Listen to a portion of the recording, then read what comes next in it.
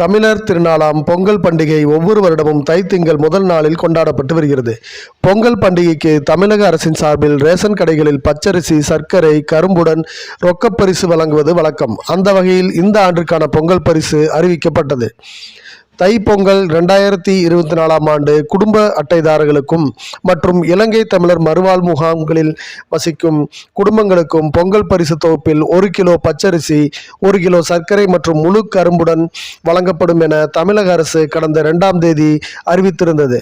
மேலும் முன்கூட்டியே திட்டமிட்டு உற்பத்தி செய்த காரணத்தினால் பொங்கல் திருநாளை முன்னிட்டு வழங்கப்படவுள்ள இலவச வேட்டி சேலைகள் அனைத்தும் தயார் செய்யப்பட்டு அனைத்து மாவட்டங்களுக்கும் அனுப்பி வைக்கப்பட்டுள்ளன. பொங்கல் பரிசு தொகுப்புடன் சேர்த்து இவற்றை வழங்குவதற்கு தேவையான அனைத்து ஏற்பாடுகளும் செய்யப்பட்டுள்ளன. இந்நிலையில் பொங்கல் திருநாளை சிறப்பாக கொண்டாடும் வகையில் ரேஷன் அட்டைதாரர்களுக்கு 1000 ரூபாய் பொங்கல் பரிசாக நியாய விலைக் கடைகளில் பொங்கல் திருநாளுக்கு வழங்கப்பட்டு வருகிறது. இந்நிலையில் ரூபாய் 1000 ரொக்கப்பணத்துடன் பொங்கல் பரிசு தொகுப்பு பெறுவதற்கான டோக்கன் ஜனவரி 7 முதல் ரேஷன் கடைகளில் விநியோகம் செய்யப்பட்டு வந்தது. அந்த வகையில் நேற்று 10ஆம் தேதியிலிருந்து பொங்கல் தொகுப்பு ரேஷன் அட்டைதாரர்களுக்கு வழங்கப்பட்டு வருகிறது.